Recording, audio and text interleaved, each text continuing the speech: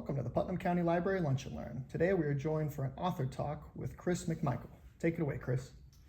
Thank you.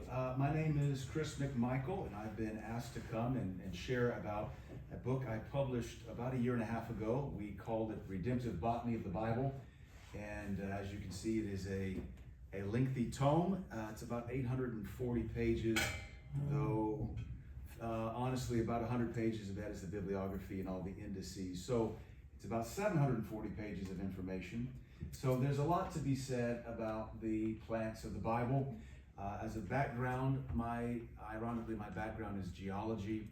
I have a degree in geology from Tennessee Tech. I worked as a geologist full-time for 10 years and consulted another 10 years.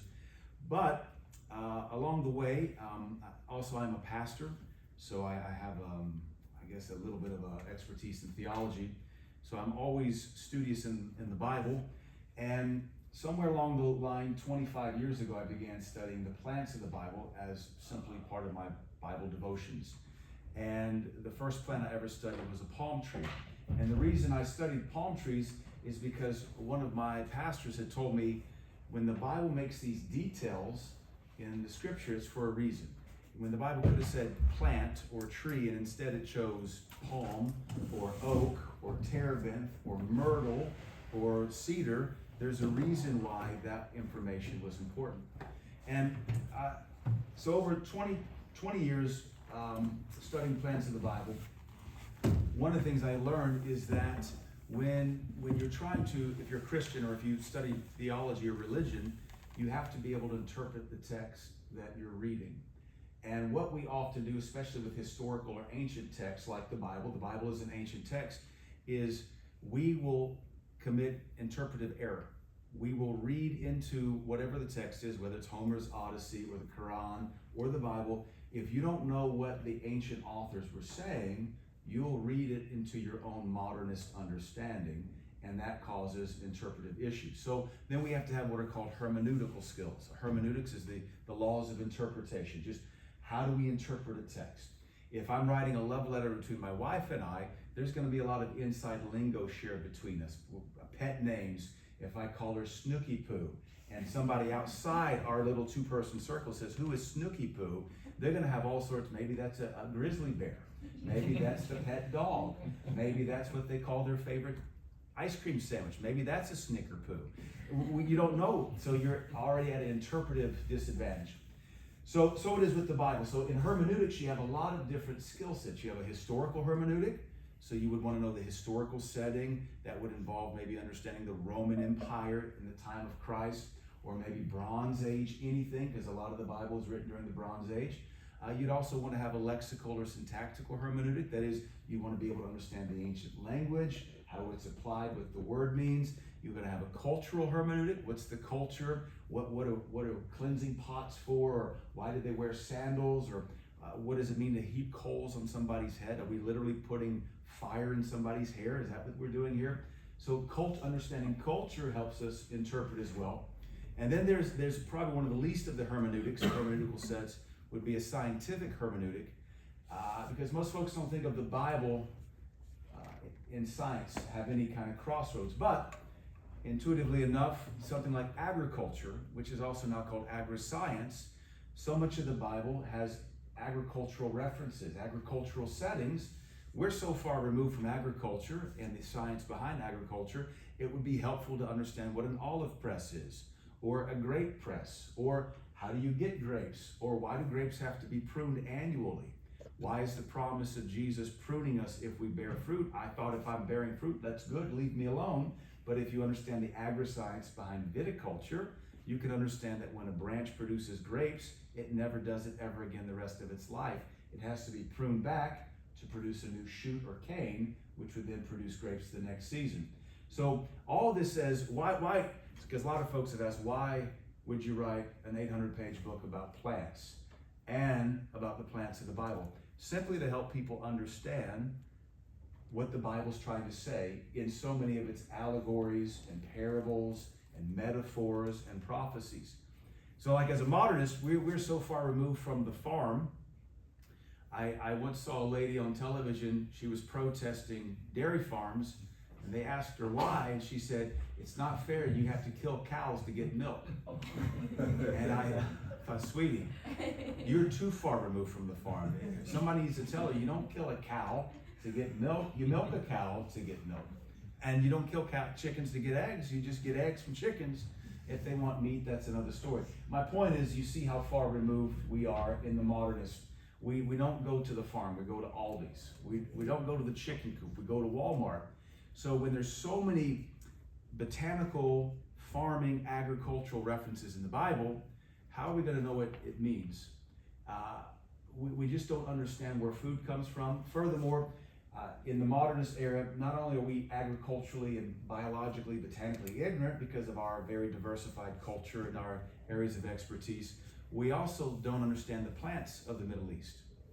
And whereas we might understand oak trees and willow trees and maybe cedar trees here in Tennessee, and we maybe understand poison ivy or poison oak and Kentucky fescue, we have no idea what a bearded darnel is. We have no idea what a myrtle tree is as far as myrtle communis, your typical myrtle in the Middle East. We don't understand what are called the trees of the Levant, the Mediterranean. We don't know olive trees here. That's not part of our culture.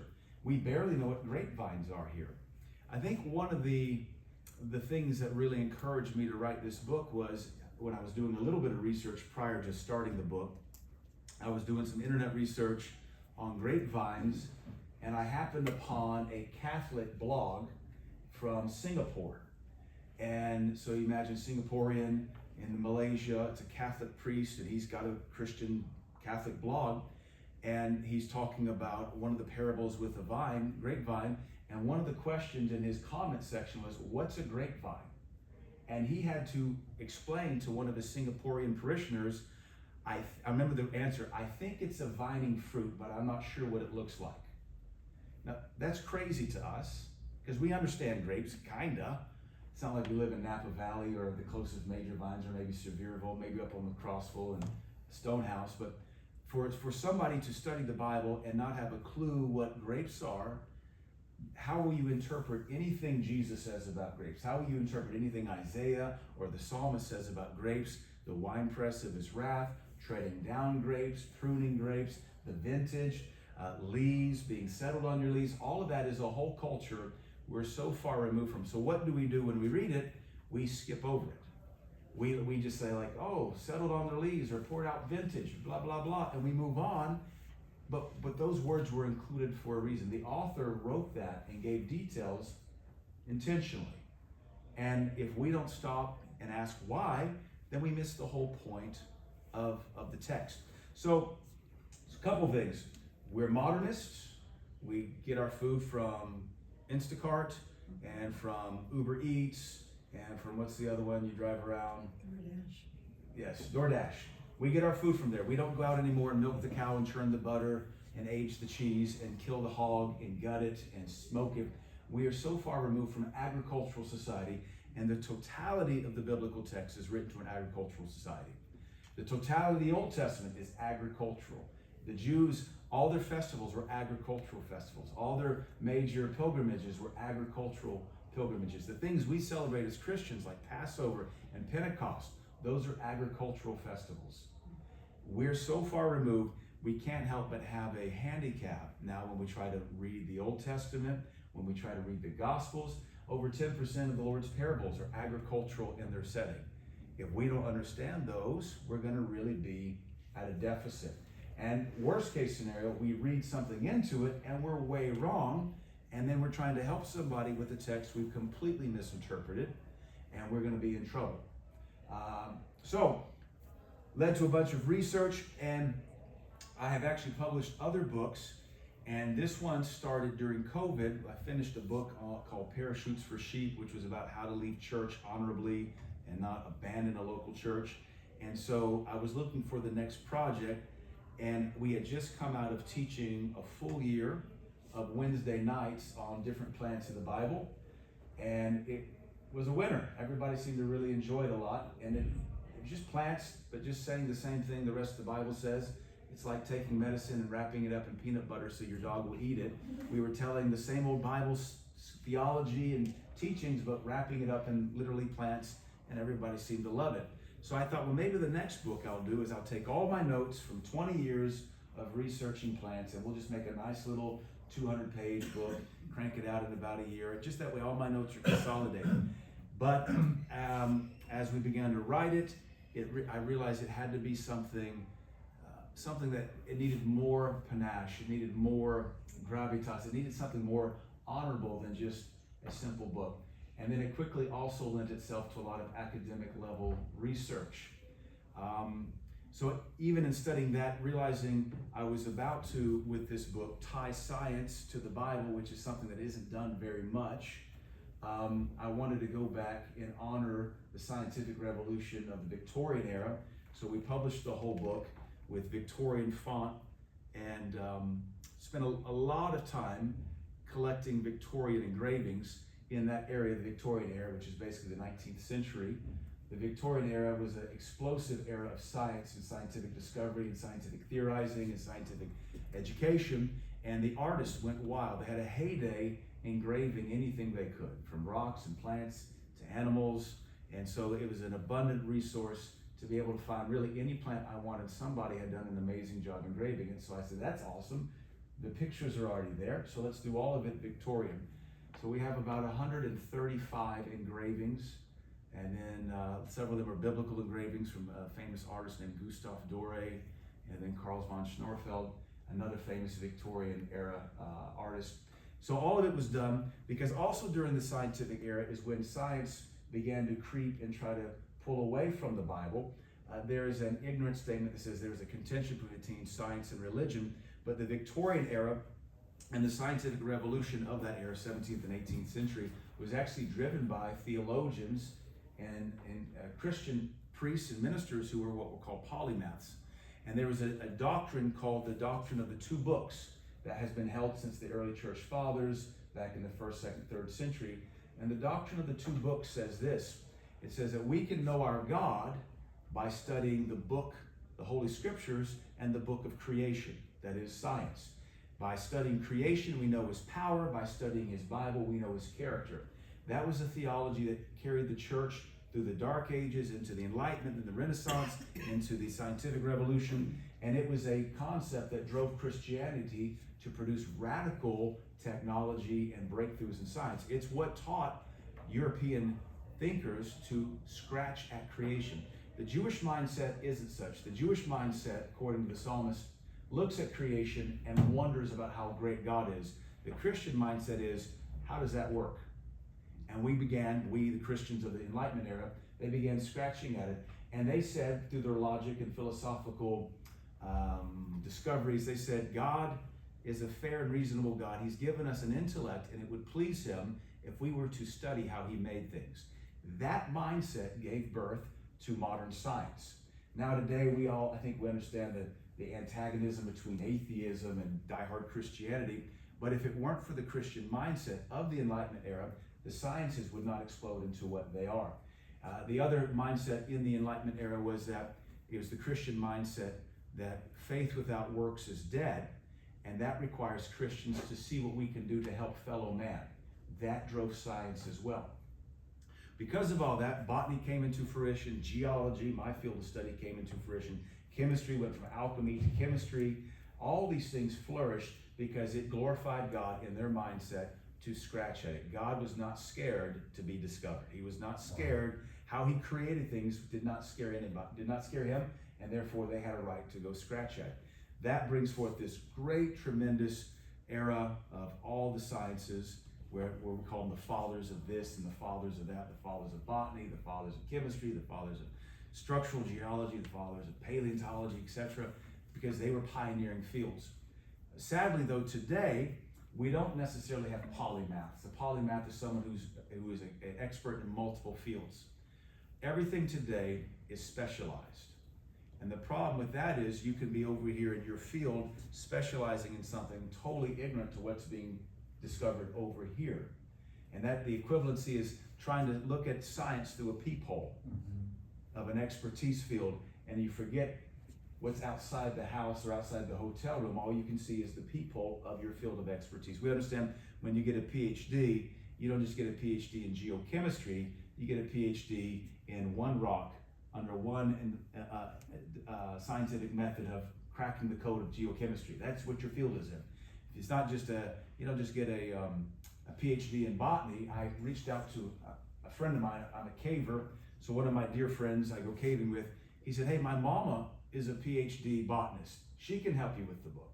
So I reached out to her. Ma'am, I'm writing a book on the plants of the Bible. Your son, who I go caving with, said, you might be able to help me with this book. She said, what's it about? I said, the botany of the Bible.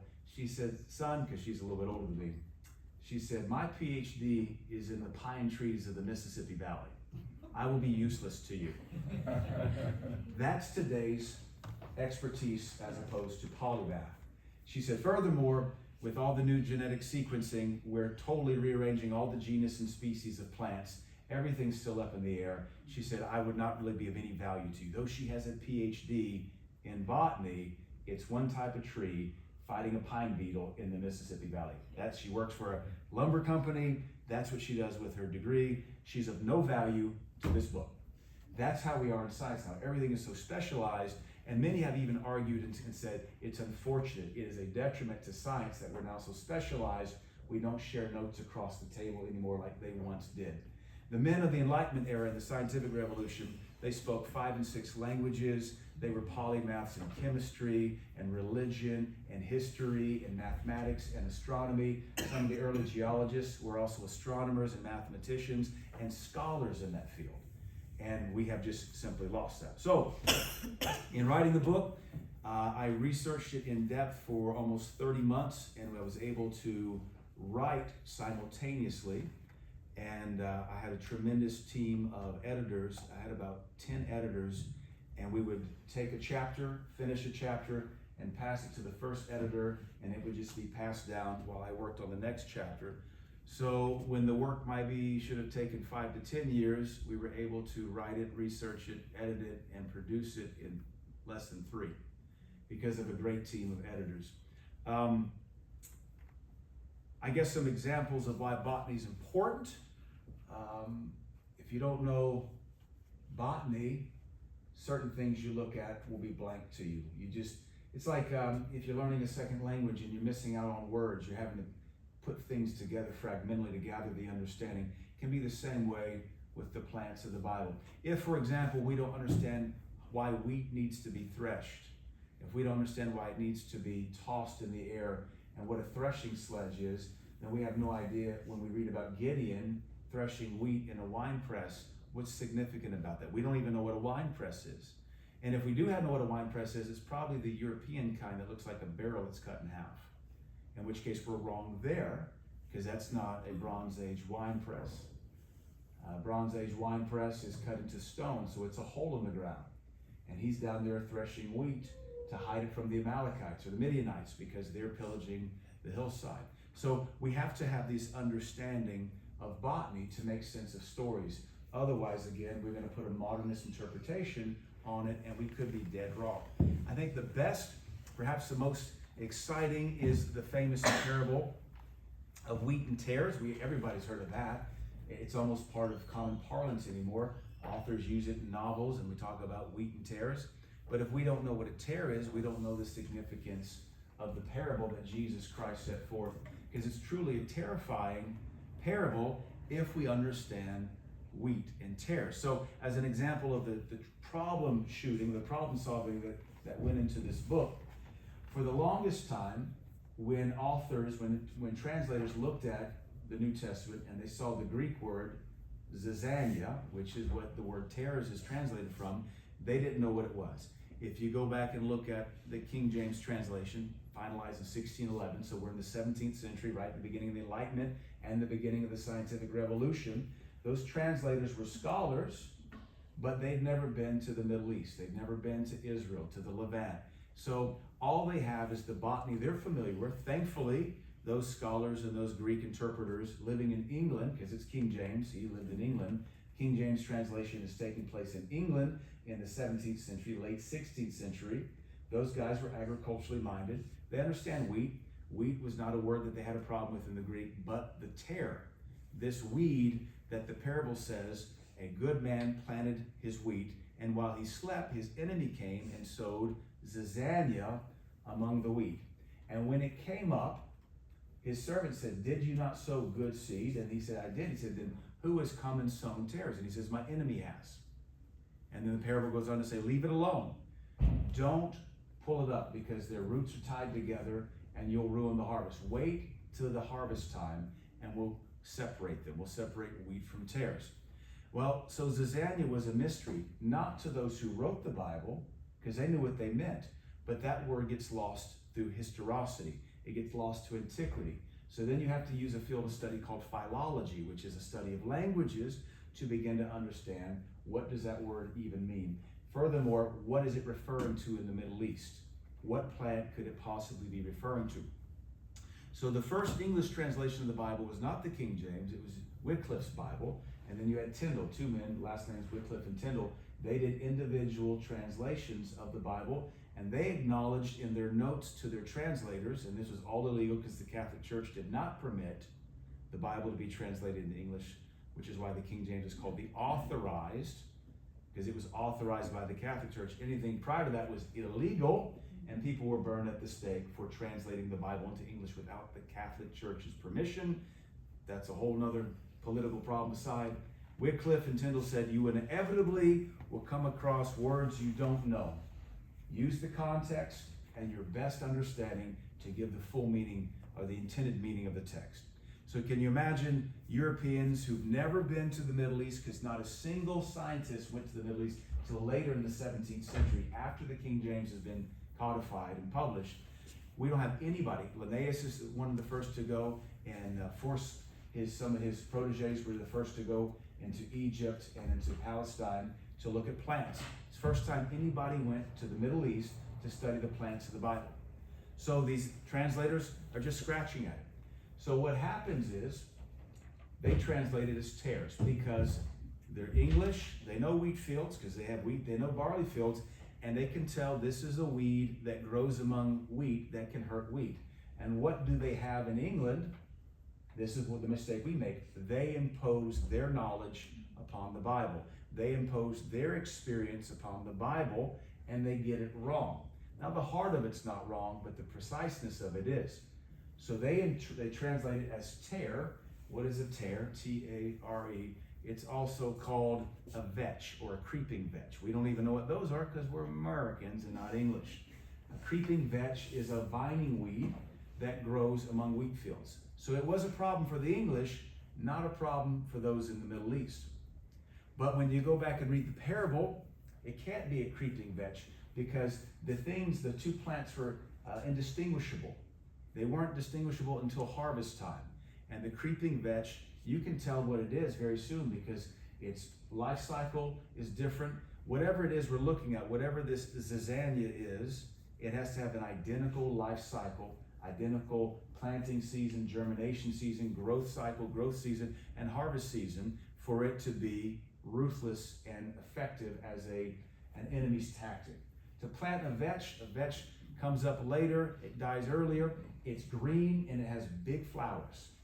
Does not look anything like wheat. So we get the interpretation wrong. If we get the interpretation wrong, we get the application wrong.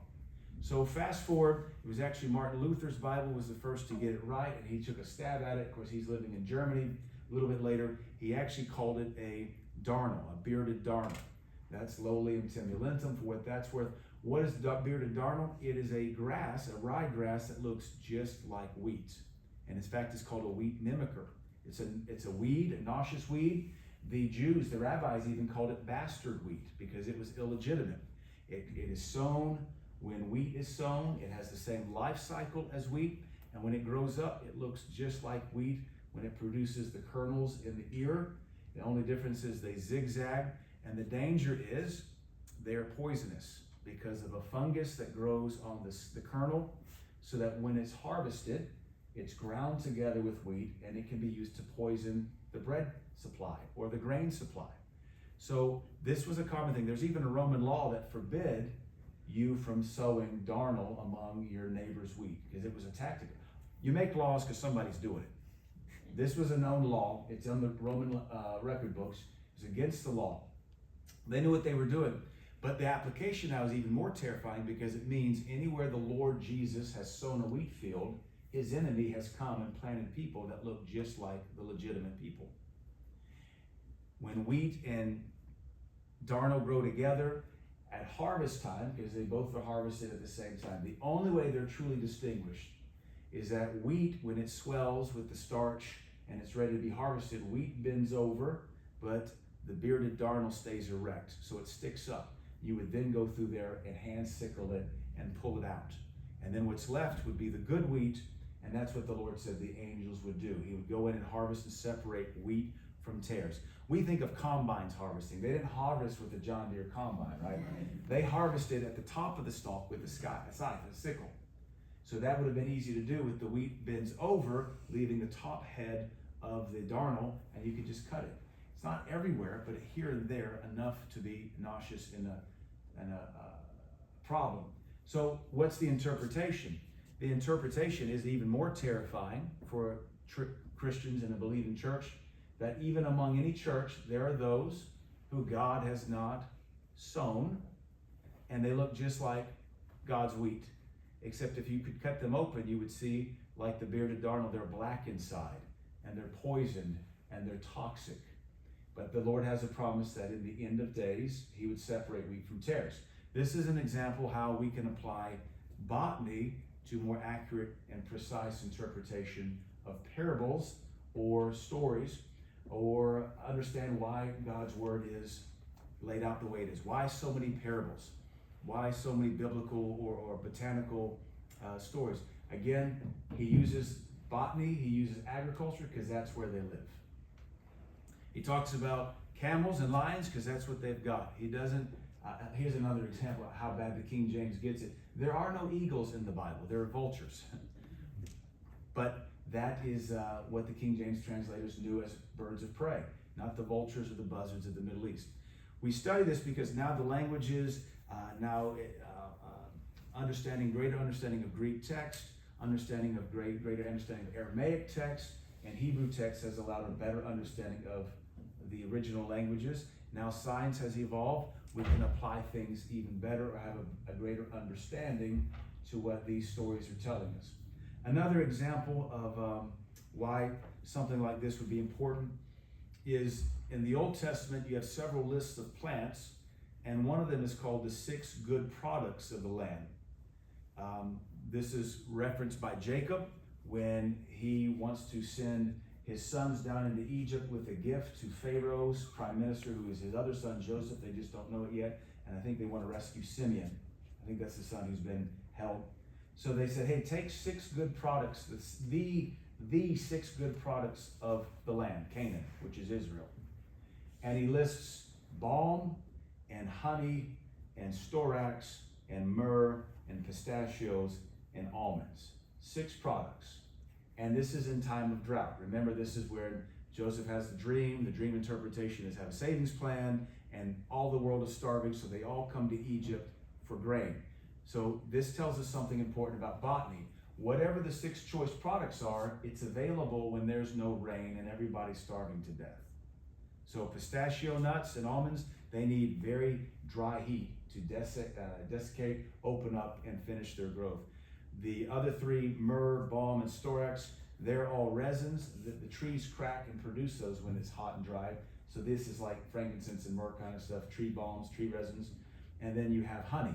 That's honey that would be developed from wildflowers and honeybees. So wildflowers, as you know from your backyard in the summer when it's a drought, they come up anyway. And these are all products that can be produced in a drought.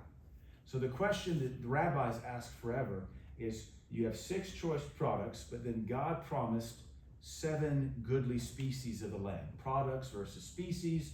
These products are not the actual plant, but the things you can use from the plant. It's not the actual myrrh tree, it's the actual myrrh resin. It's not the pistachio tree, it's the pistachio nut. It's not the almond tree, it's the almond nut. So it's a product that you could then use. But God said 7 goodly species. So you follow it, 6 products, 7 species, and the rabbis scratched their head for ages. Why no overlap? Why is there no overlap? 7 goodly species are very premier to Hebrew theology and Hebrew religion. It's around those 7 goodly species that all their Jewish holidays are based. The wheat harvest is Passover. The barley harvest is Passover. The wheat harvest is Pentecost. And then you come all the way around and you have the olive harvest and the grape harvest. These are their major holidays. But none of that overlaps at all.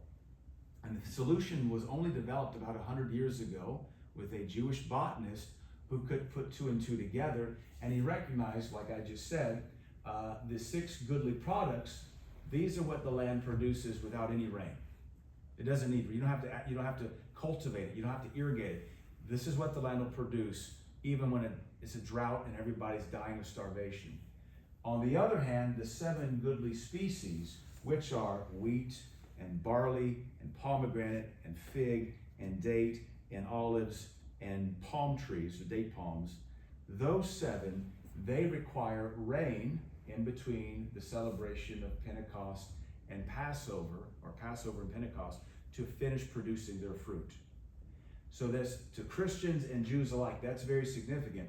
The 50 days between Pentecost, or Passover and Pentecost, the rain that comes between those 7 weeks, what's called the former rain and the latter rain in the season, those are the only 7 species native to the Levant that require that special rain. And this is important because God told the Israelites, when you come into the land, I promise you, if you don't honor me, I will shut the heavens up. It will not rain, and you will have nothing to eat. And the condition of the concern was, you're coming into a land of the Canaanites worshiping Baal and Asherah, and they worshiped those gods to make sure it rained in season. And God did not want them to fall into that rut of worshiping those gods. God said, you serve me, I'll make sure you have the rain. So that's another critical point. And now, why is the rain so important? God said to the Israelites before they came out of Egypt, he said, the land I'm taking you to, I don't think they understood it, but it was going to actually be a downgrade over Egypt because it was going to take more faith. Where they lived in Egypt, in the Nile Fertile Crescent, the Nile River Valley, he says, the land you live in, you irrigate your crops with your heel, which is you're dragging your heel through the very soft silt of the Nile River Valley, and you can irrigate anything. You never have to worry about rain. The Nile is there constantly. You're never going to starve to death. But if you study the geology of Israel, it's very carboniferous, or very carbonate, it's very limestone based, a lot of sinking streams, disappearing rivers, a lot of caves. It gets no rain in the southern half. It gets a little bit of rain for 4 months, and then most of the rain falls in the north, and there's only one freshwater river, the Jordan, and one freshwater lake, the Sea of Galilee, which is not a sea, it's a giant lake. It's so dependent on God sending the rain. Even to this day, they get 86% of their fresh water from desalination plants. And they recycle the other 86% of their wastewater. Only 10% of their water comes from the Sea of Galilee, and that's with all the pumping technology they now have. So this water and this cultivation and this agriculture and this irrigation is all critical to the livelihood of the Jews living in the Middle East and to so many of the stories of the Bible. Once again, we're so far removed from it. We Uber Eats, we go to Aldi's, we go through drive-through food. We have no idea what it means to live by faith like they had to. So part of the other part of the book, or the inspiration for it, why we called it Redemptive Botany of the Bible, I don't discuss all the plants. There's approximately 100 plants in the Bible. We cover about 15 or 16 in depth. But the 7 goodly species of the land, when you study, all of them, even in the Old Testament, have Christ typography, Christ typology. The wheat points to Jesus. The barley points to Jesus. The pomegranate points to Jesus. The grapevine points to Jesus. The olive oil points to Jesus. So those 7 all point to Christ. And then on top of that, the second half of the book, we cover other plants that are involved in the ministry of Jesus Christ, whether it's frankincense and myrrh. I think we're familiar with those. Those are plant products that reflect the birth of Christ. And then you have other plants that revolve around the ministry of the Lord Jesus. So again, there's so much to this, and we've just been blind to it forever because Bible study takes time, and who else is going to dig it out? I suppose some guy with a degree in rocks who found an interest in plants. So, heavily footnoted book, and I'm just talking now. I think we have over 5,000 footnotes, 8,000 scripture references, and almost 400 citations in the bibliography.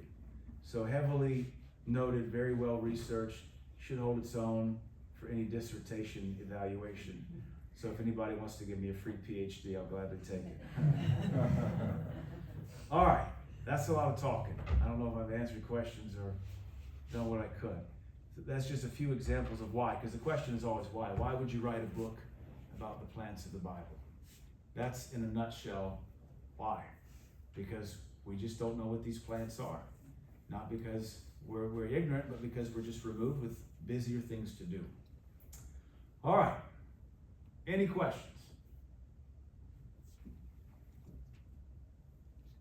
Yes, sir.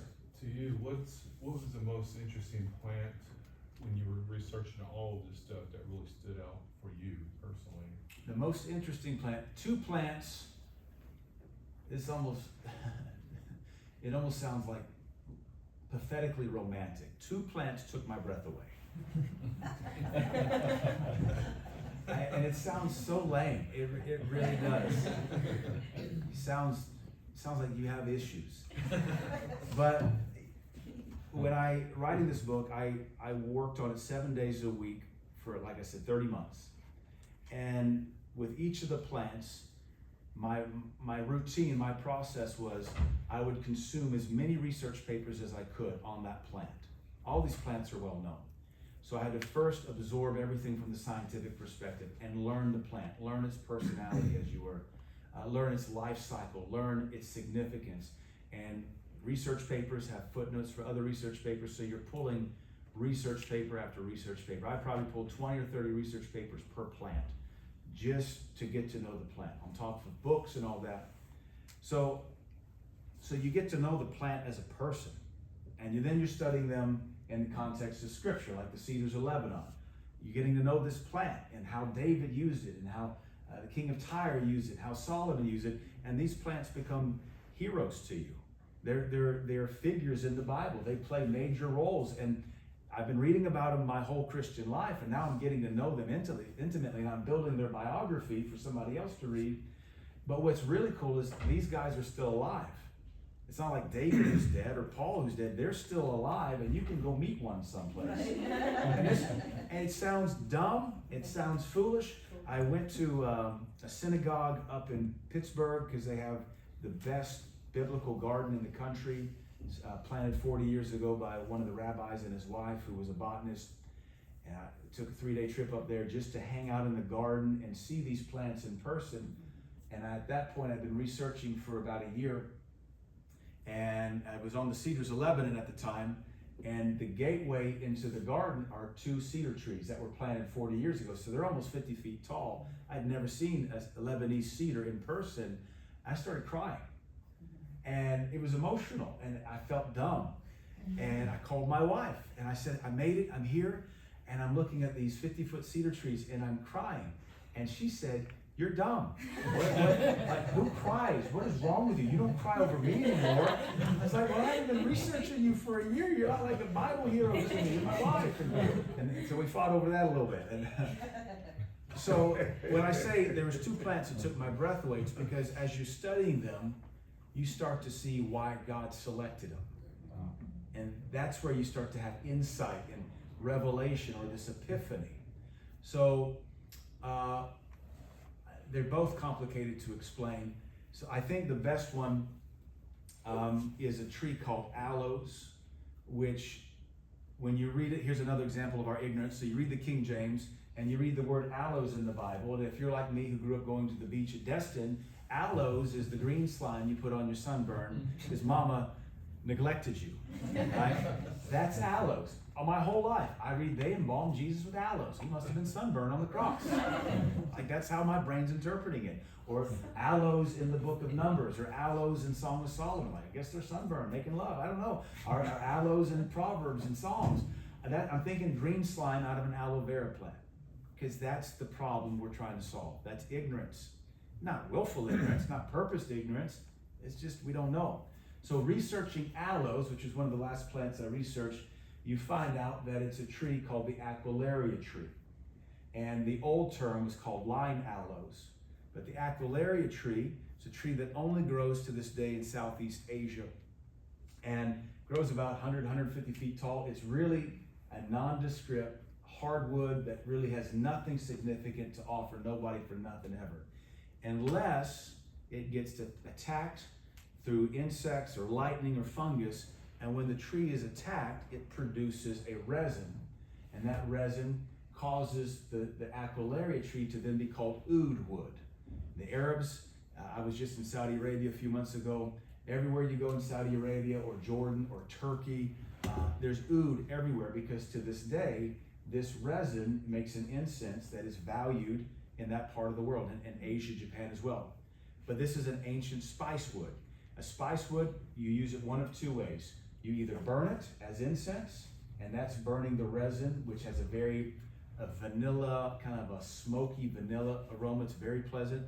Or you can distill it in oil and extract the resin out of it and make an essential oil, not essential oil, because essential oils aren't oil, but a spiced oil out of it. So that's the two ways you can process it. But coming back to this Aquilaria tree, this tree produces a resin when it's attacked, when it's poisoned, when it's been spiked, struck with lightning, or pierced through. And resins are throughout the Bible. Frankincense or myrrh are resins, as are balm and opal balsamum, stacte, storax, galbanum. These are all resins the Bible speaks of and uses. They were all sacred to the ancient realm, ancient world. They're still sacred in that part of the world today. We just know them as frankincense and myrrh. A resin, we call it tree sap, but that's not accurate. We're probably most familiar with pine trees and pine resin, because we've all climbed pine trees. We're here in the South. Here's again where our limited botany affects us. We climb a pine tree. When I grew up in Louisiana, Mama didn't want you to climb a pine tree because you got sticky. What a resin is a secondary metabolite that a plant produces like blood to coagulate and protect the plant from an injury. So pine trees, they have the big bark and they're always oozing pine sap, or we call it sap, but that's not accurate. Sap is a primary metabolite necessary for day-to-day function. A resin is a secondary metabolite created in need in the moment. It's a crazy thing. They're not sure how it works. How does a tree know it's been injured and then all of a sudden the cells begin to produce a resin? And how do they know when to stop? It's an amazing botanical feature. So every plant known except for the Aquilaria tree, when it's cut, scarred, hole drilled into it, some beetle bores into it, every tree except the Aquilaria tree begins to produce resin at the surface. So that's the only place healing takes place, is at the surface. The Aquilaria tree, for no explanation or no reason, if you were to drill a hole into the very center of the tree and pull it out, the tree would instantly begin producing resin at the innermost part of the wound and then heal itself from the inside out. When the tree does that, it's a white, pithy wood, not really pithy, but a white wood. That part of the tree becomes black or very, very dark, a dark brown. That's the resin repairing itself. It is that part of the tree that now makes the tree worth something. So this is an incense, a spice wood, that's been known since the Bronze Age, going back 1900 BC. But what's wild is it only grows in Southeast Asia, which is part of the evidence that there was trade routes coming from basically Jakarta, Indonesia, even Australia, the Spice Islands, all the way along India, up into Yemen and Saudi Arabia, up the spice routes into the Middle East, into Israel, and then into northern Israel.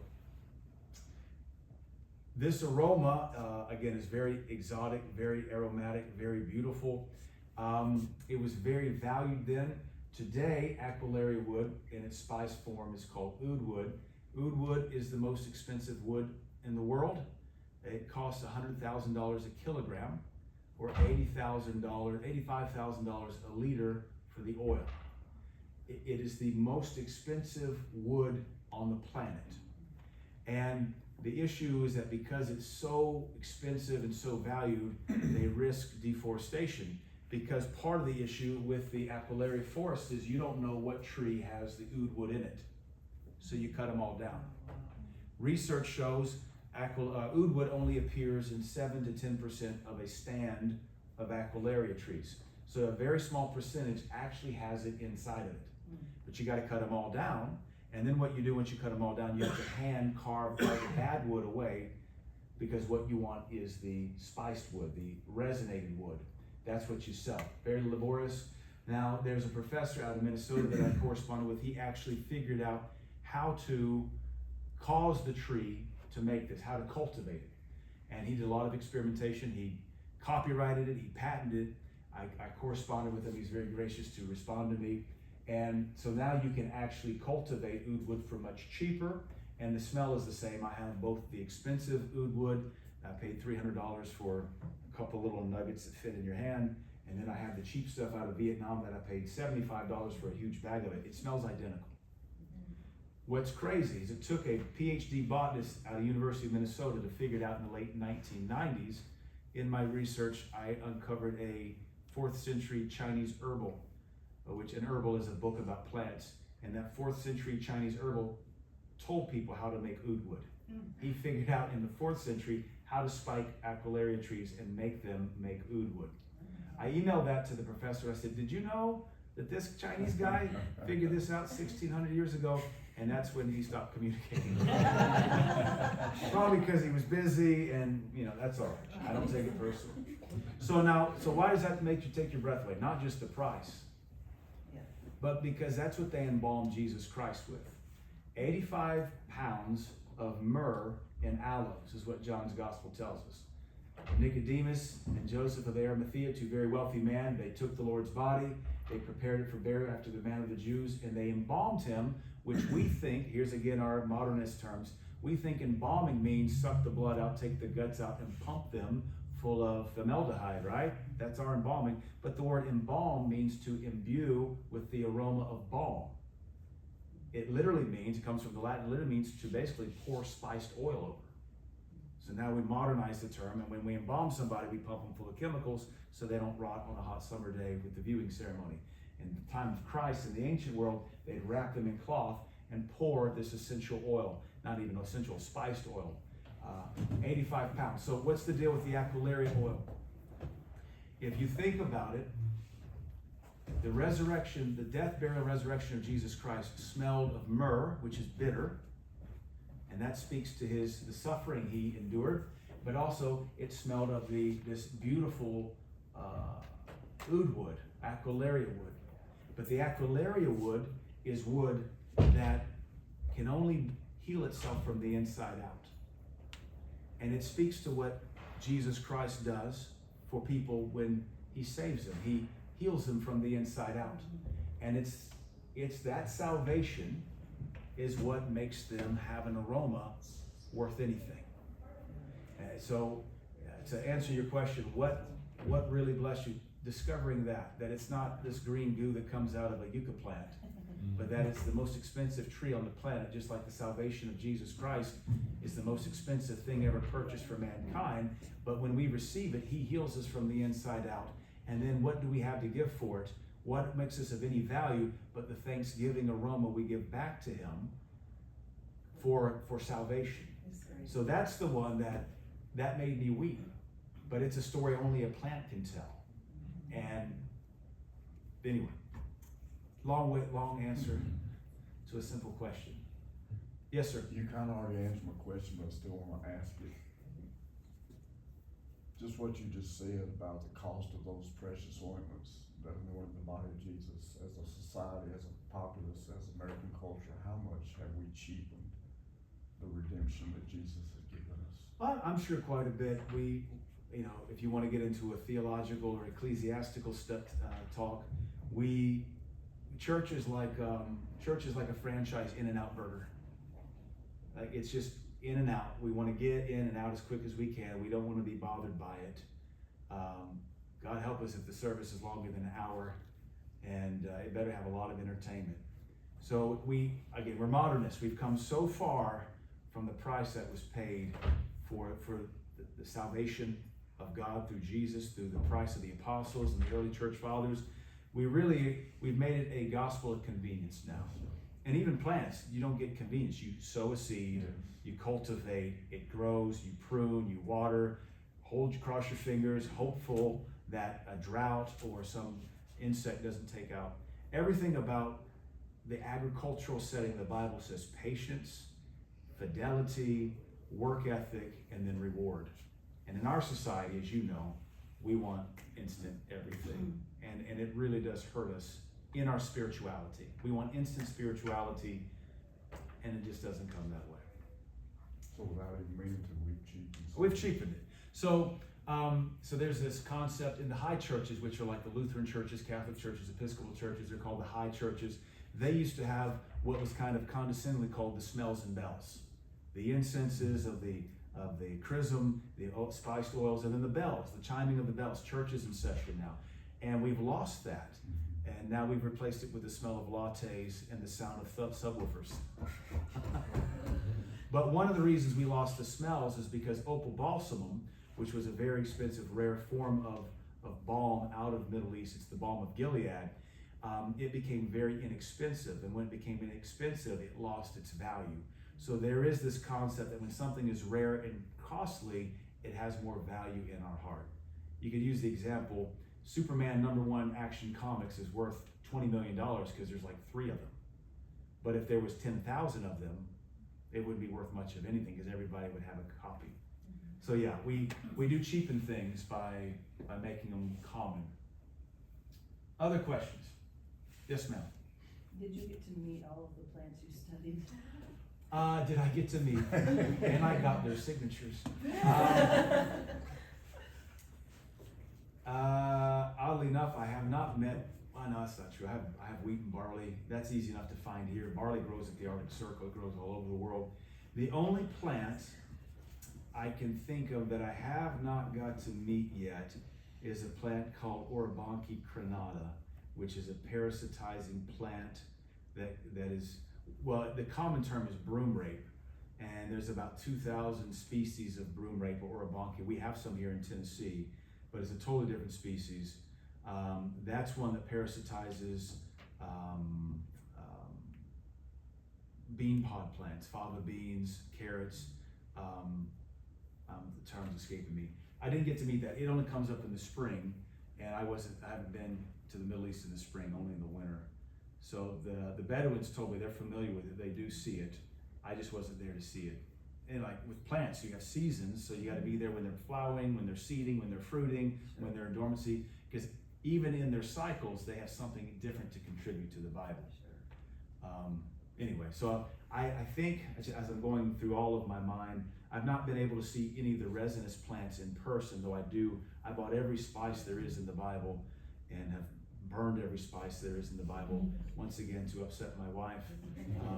Because I didn't know how much to burn, so when I first bought frankincense and myrrh, and I went total hippie, and I bought this like censer, and I was like, there's some coals, how much of this do you put on there? So I put a lot on there, smoked the whole house up. It looked like London fog, and it did not smell good. And my wife comes in with groceries, and she says, what are we doing? She said, it smells like Abraham's tent in here. So that's what I learned. You just take a little bit of it. I was like putting whole handfuls on it. So I've not got to meet those trees. So they're mostly in Yemen and Saudi Arabia. But I have been to spice markets and gathered their resin and burned all of it. Absolutely all of it. But yeah. So I have more plans to go back to the Middle East to see more of these plants. What else? Yes, sir. Do you still research other plants that aren't in the book? Like, have you found yourself doing that, or is it just? I notice trees more than ever. I don't think they're as cool as my friends in the Middle East. I don't. When I'm there, I'm fascinated. When I'm in Jordan or Saudi Arabia, my eye looks at everything. But here, even our cedar trees here are not true cedar trees, they're juniper trees, and I feel let down by that. In fact, we have a huge red juniper in my backyard that I let grow 15 years ago so my kids could see it, and then I discovered that it's a red juniper. It's a Virginia juniper. It's a red cedar. It's not a cedar. It's a juniper tree, so I filled the seed. Cedars are Lebanon. In Lebanon, not red cedar trees, all juniper trees. Total deception. So because of that, I don't study American trees. It's a boycott. Somebody had a hand over here? Or no? Spencer, any questions? You're running cameras, man. No, I think that's everything. If no more questions, and thank you very much, Chris, for coming. Thank you, sir. It's an honor.